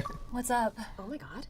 Is that my hair clip? Oh my god, no, I got my own. No, you didn't. That is mine. Dude, what is wrong with you? Oh, I don't know. Maybe I'm pissed off that I'm missing out on a potential game of the year because you can't get your shit together. Wow, are you talking about the couch co-op thing? Because give me a break. This guy doesn't even have anyone to couch co-op with. Hey, I have a 10-year-old son, although he did say he never wants to play with me again after I led those creepers into our Minecraft base. I am so sick of not living up to my potential because Microsoft wanted to give the broke-ass peasants with Vizio TVs a discount Barbie version of... Yo, I agree. The broke begging bitches can cope and seethe, man. They bought the $300 console, not the $500 one, so kick fucking rocks. Oh, get over yourself. I can do anything you can do. Bullshit. Look, if lazy scrub devs don't want to take the time to get it right for me, then I don't want it. Because some of us have standards and don't need a lot of extra bulk. What did you just say? Nothing, just that I can fit nicely in a small media shelf. At least I have a slot. Don't talk about my slut. Oh yeah? And what are you and your 4 little teraflops gonna do about it? I will make sure you never get... What the fuck is this shit? Baldur's Gate, bitch. Ah, you're ruining my life! Ladies, can't we all just get along? Shut up! Whoa! That was uncalled for. You do not deserve that. She can be so bossy and mean. And you know what? A little expensive too, right? So if she ever were to break down for some undetermined reason, you know who to call. God, stop trying to steal him. I'm not. R2. Am not. R2. Am not. R2. Am not. Guys! Dad! What? Dude, you know for a fucking fact, Crap Gamer, Colt Eastwood, Dealer Gaming watched this video. I'm like, oh my god, bro. I would give anything for one of them. Xbox CEO Phil Spencer? Series S won't let me play Baldur's Gate, and she keeps trying to steal my players. S. She made fun of my lack of slot. X. She needs to respect her elder. You know that you both came out on the same day. No, Dad, don't say came out. Oh, I'm so sorry. I meant to say released. Ugh, it's worse. Girls, just stop bickering, all right? What do I always say is the only thing that truly matters? How much money we're making. That's right. And with the console sales essentially split right down the middle, I love you both equally. Now be nice to each other or no Starfield. Dad! I mean it. You two better apologize or I will put Redfall 2 in development tomorrow. Dad! Okay. I'm sorry. Dude, this is like fucking porn oh my god, bro. This is horrible. That I called you bulky. I'm sorry I slut Bro, shamed. what possessed someone to make this? I actually have to wonder. Like, There's my good girls. So fucked. Okay, well, that's better, right? See, we're all getting along. Well, there's an update already. Looks like Baldur's Gate will be on Xbox this year after all. Yay! Ooh, but they're scrapping couch co-op on Series S completely. What? Ha! I win! I knew Dad loved me more. Shut the f up, you fridge! Hey, What up, buddy. noobs? Hope you loved the video. If you did, oh my god. Bro. Oh my god, man. Dude, what the I have so many questions, dude. What the fuck was that?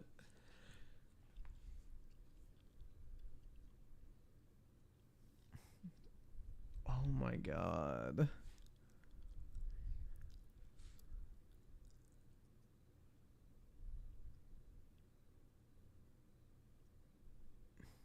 Look at Aubrey Plaza. Who is that? Which one is that? I'm guessing. Let's see. Yeah, there you go. This one? I don't really care, dude. She looks weird. Bitch snorted a fat line before. Dude, you have to, like, I will say that's pretty creative, but you would definitely have to be on something to be that creative. Like, what the fuck?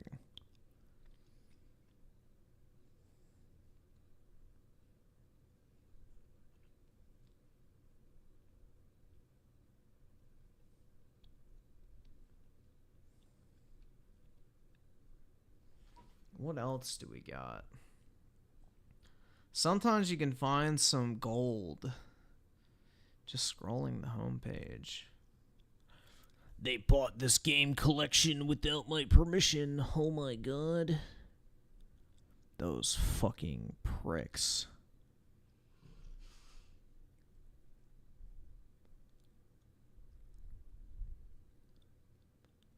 Gamers are furious. Oh, alright, let's see. The wait is finally over. You may not have Starfield in your hands downloaded on This channel is so fucking clickbaity. your Xbox or on your PC, but the embargo is lifted and people are free to share their reviews, share their video content, and by now you've probably seen so many reviews out there for Starfield, whether it's through YouTube, whether it's through your favorite publication, whether it's just through impressions on Twitter, things like that. At this point, you're probably sick of seeing Starfield content, and if you don't have early access, you're just like, I want to play the game. And if you're in that camp of just like, I want to play the game, I don't care what reviewers say, I want to play the game, that's probably the best place to be. Because to be completely honest, guys, I got a review copy of this game, and it's hands down one of the hardest games I've had to review. And overall, there is a problem with Starfield reviews, and I'm going to tell you why. Now, you're probably sitting there, having heard that last statement of, oh, there's a problem with Starfield reviews, thinking that I'm alluding to some, like, console war nonsense. Oh, this publication is biased because they gave it a 7 out of 10. Oh, this publication is biased because, like, they're giving it a good score because they want Xbox to succeed. There's definitely going to be a lot of that back and forth console war stuff that I just don't involve myself in. I've never enjoyed it. I don't like it. Maybe I did a little bit as a teenager during the 360 generation, but now I'm like, this is just not my thing. Because Starfield, as we all know, is exclusive to Xbox. There's going to be a lot of criticism from people who haven't played the game or from people who hate on Xbox. And there's going to be a lot of praise for this game because maybe, you know, influencers or whatever, they want Xbox to succeed, they want it to do well, so they're trying to spin it in a positive way. But I will tell you an even bigger problem to that when it comes to reviews. And it's that this game is just huge. It's massive. There's so many... Well, didn't they get the review copies, like, 2 weeks before reviews came out? Things to do. Yes, it has its faults, but what I found when playing this game and talking with other people with review codes is that we've all had wildly different experiences. I was in Detroit last weekend for my buddy Jimmy Champagne's bachelor party. It was a great time, and at that party... You're lucky you made it out alive. Kobe Loke with the 2. Comedy. Yeah, man. And 2023 Perfect Dark with the 5. Funny thing is, Sony games are conveniently 75% off on Steam with a front page banner. Oh, really? Yeah, they're trying to probably take away some of that thunder from Starfield. Because Starfield's selling very fucking well on Steam still. It was me, Jimmy, and then also Mr. Jake Baldino as well, and we got to talking about Starfield. And I was thinking, man, y'all are getting into some like way different stuff than what I'm interested in. Jake even mentioned that he was driving a ship around and then he got a hail from a pedestrian ship, and they had been following him for a while, and then once he got them on the comms, they were like, hey, we're just trying to reach you about your ship's extended warranty. Which is something that's not something I experienced, and I thought that was hilarious. I got to talking with Jimmy about it, and I was telling him, I was like, man, I do not like outpost building. That's just not my thing. I didn't like it in Fallout 4. I don't like it now. It's not my thing. I'm not going to be spending a lot of time with it. And from his perspective... Dude. I do not want to begin base building until I'm ready to just literally do nothing else, because... in Fallout 4, I literally never finished the campaign for like 30 fucking hours because all I was doing was like building settlements up. Probably even longer than that. Like, probably for a solid like 3 weeks, all I was doing was just building up settlements. If he's like, I like outpost building. That's my jam. And I discovered in Starfield, you can make as many outposts on as many planets as you want. And I was like, okay, cool, I'm happy for your dude, but that's just not my thing. I'm gonna go focus on something else. There are a few common criticisms I'm seeing about Starfield. Yeah, I think you can earn resources and money and like establish trading links and all sorts of shit in Starfield. Like there's a whole like base building economy essentially. Which I feel the same way about. I don't think this game starts out very strong compared to past Bethesda games. I was looking around New Atlantis, I was like, this is I agree. It is a little slow. It's not my vibe. I'm not really into it. I was doing a couple of quests and I got an offer to like join the UC Vanguard or whatever, which is like the civilian volunteer fleet for the United Colonies. And I was like, decline, not really my thing. But again, Jimmy was like, hey, that quest was actually pretty interesting. And I was like, oh, okay, I guess like that was your thing. It wasn't my thing. But as the main quest progress, I recommend that if you're going to play this game, that you stick with the main quest for a little bit because it introduces you to all the major factions. When I got to the Free Star Collective and their capital, Aquila City, I was like, okay, I'm much more into this than the last place I was at, New Atlantis. Aquila City is like Wild West space cowboy town, and immediately... it's Fallout. Because of my handling of a certain situation, I don't want to spoil too many things, I got an offer to like be a Lone Star Ranger. And I was like, Lone Star Ranger, that sounds badass. And of course, it was really fun. It was like, do you want to go bust up some bad guys? I was like, hell yeah, let's go. Do you want to go like hunt for bounties and stuff? I'm like, yes, this is what I wanted to do. Not the exploring of planets, not like scanning things, not building outposts. Like, get me into the action. But then again, I was talking to some people who were like, yeah, I could just for hours like roam around and like study the different wildlife and the different plants and the fauna and things like that. I'm like, huh, okay. Again, good for you, not my thing. And in true Bethesda fashion, you can be on your way to do something and then get sidetracked with something completely. What is Starfield's Brotherhood of Steel? I'm a member of the Vanguards, the Pirates, the Corporation guys. Can't remember their fucking names, man. I'm in the fucking Rangers. Yeah, Ryujin. There you go. Ryujin, however you say it. The Crimson Fleet. Aren't they the pirates? I don't really think that's the Brotherhood of Steel. The Brotherhood of Steel was like the super militaristic, like authoritarian, you know, like apocalypse Nazis in a sense, right? You know, they wanted to like purge the earth of the synths or whatever, right? They wanted to kill all the synthetic men. So I would say that's more like the Vanguard, right? That was the Enclave. Yeah, I don't play Fallout if you guys can't tell. But yeah.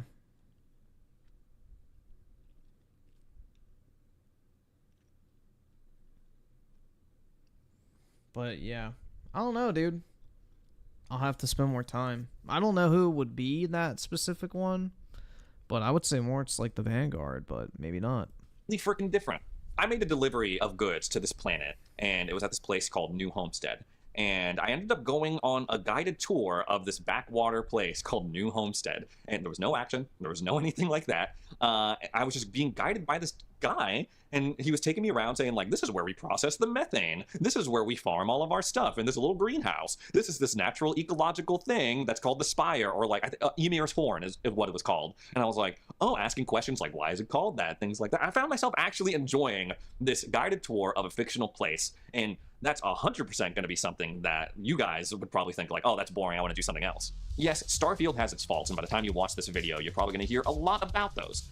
There are things that are fun, and then there are things that are not so fun. But what those things are depends on you.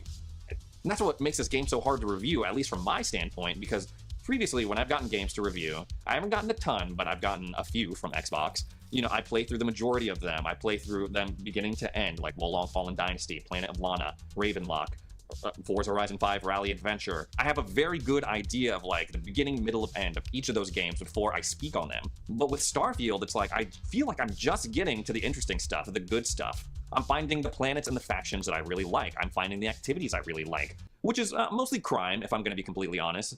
But I'm like the good kind of criminal, though. Like, I rob other criminals. My skills and my abilities are just getting to the point where they're being useful and interesting. Like, I have a couple of ranks up in Persuasion now, and I'm... Yeah, once I get all my achievements for, like, fucking faction quests and all that type of shit, I'm gonna go, like, fucking guns blazing and just start stealing a bunch of shit and killing people. Able to persuade people of things. I just don't want to fuck up my quest line progression until I'm done, you know, with everything major. That, like, seem impossible at first. Like, I just did this mission where I killed a bunch of these gang members. Because I did that shit in Skyrim on accident at one point. It really pissed me off because I was, like, completely fucking, like, stonewalled from progressing. They're part of the Shaw gang. I got what I needed out of their cave, and then when I left the cave, the leader was like, yeah, I'm gonna have to kill you because you killed my guys, you messed up my stuff, I'm gonna have to kill you, sorry. And then the persuasion option popped up in dialogue, and I was like, okay, I'm gonna try my luck. I have like a 40% chance, like bonus to my persuasion, let's go. And on my first try, she's like, I convince her to just let me go. She's like, okay, you can go, but you gotta get out of here now. I'm like,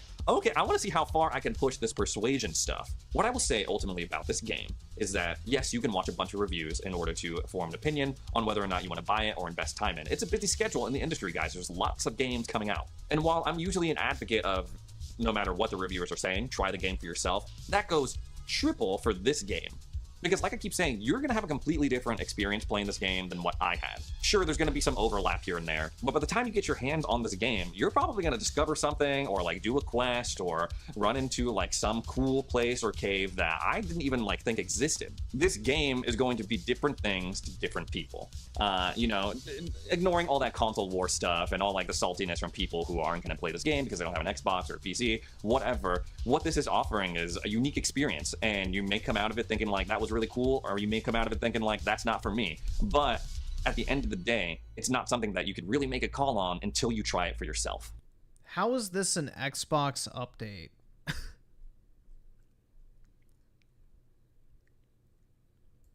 I'm just curious.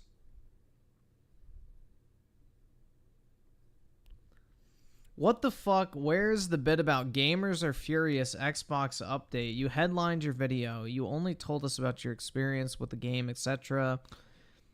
Let's see. Yeah.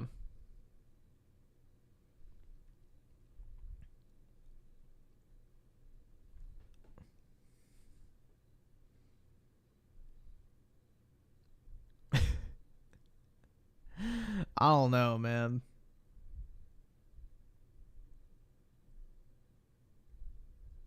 I'm curious, like, nobody's really calling him out on it. Okay, what am I supposed to be furious about? The clickbait.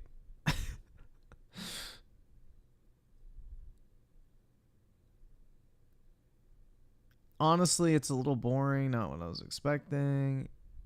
Yeah, I think a lot of Xbots are going to be in that boat.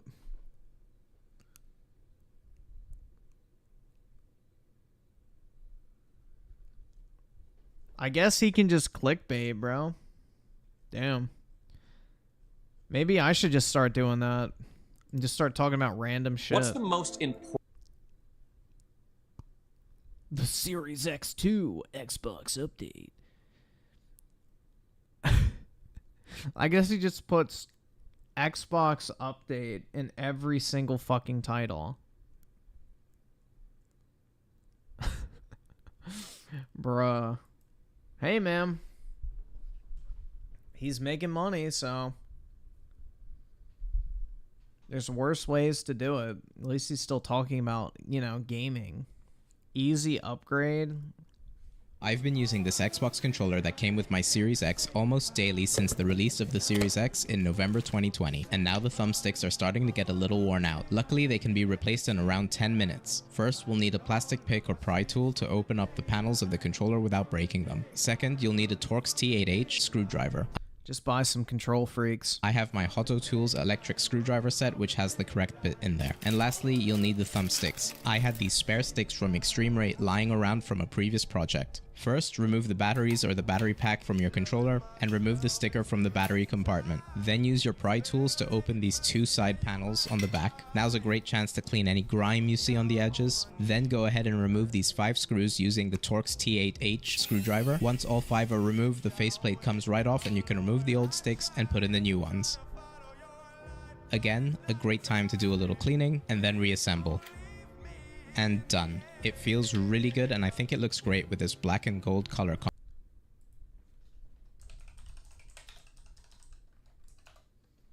I just want to show you all. This is all you have to do.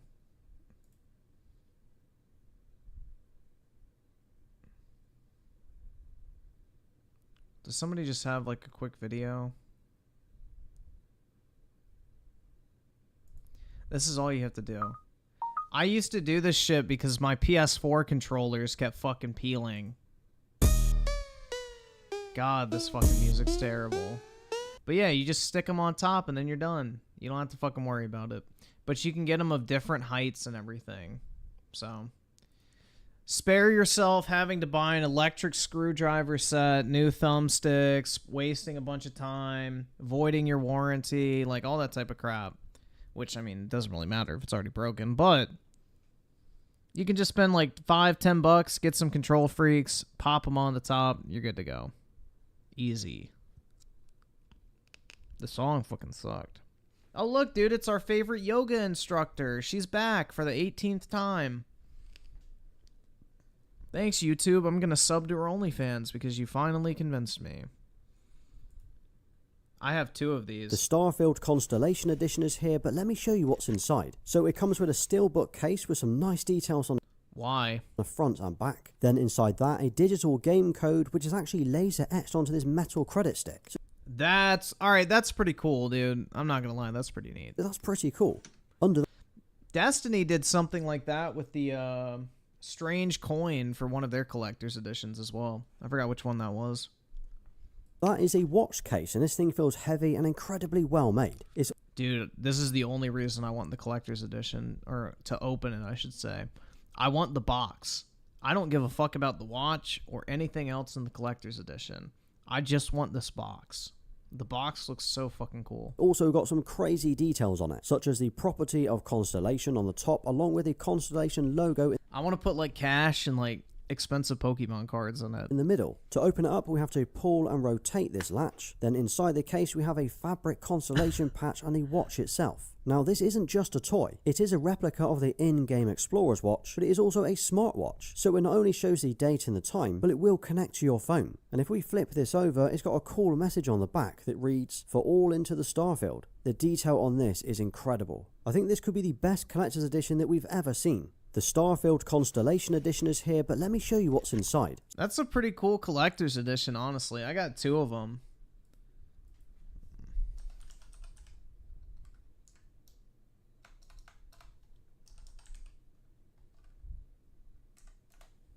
I got 2 of them.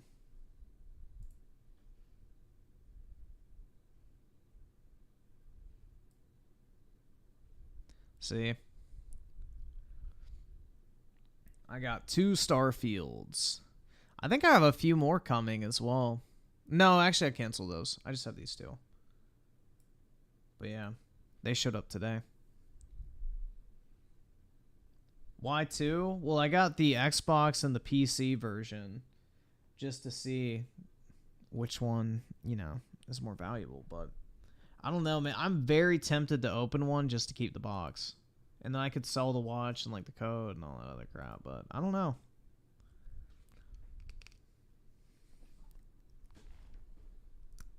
Did you get the ice cream? Ice cream? What do you mean?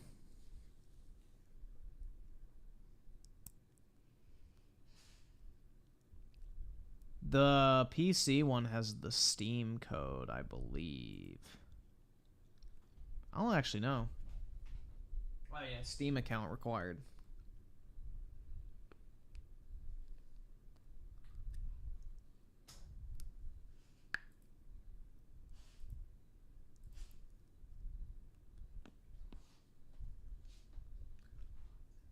Didn't Starfield... Oh, shit. Yeah, fuck. Where was that? Starfield ice cream pre-order. Where was that? At Best Buy. What the fuck? They didn't send it to me.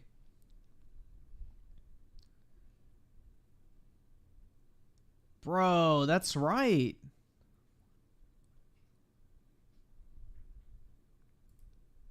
I forgot about that. Those motherfuckers. Hold on, let me check the box before I get pissed. Let me see if it's in the box.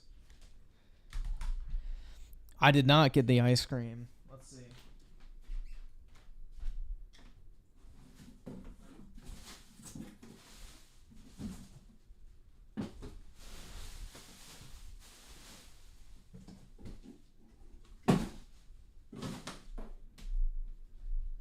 Those fucking cheap sons of bitches, man. No fucking freeze-dried ice cream.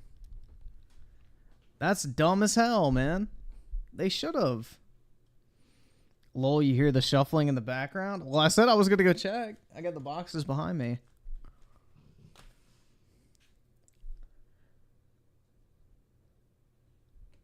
Damn, that blows, bro. I forgot about that. Yeah, I'm gonna complain. Did they ever officially, like, announce that? Best Buy ice cream. Starfield. Yeah, I'm gonna see if they have that like up there.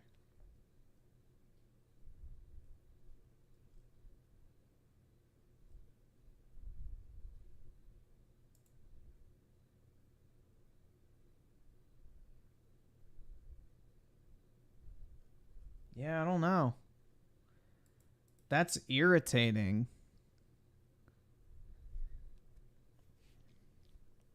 Freeze-dried ice cream is actually really good. I've had it a couple times.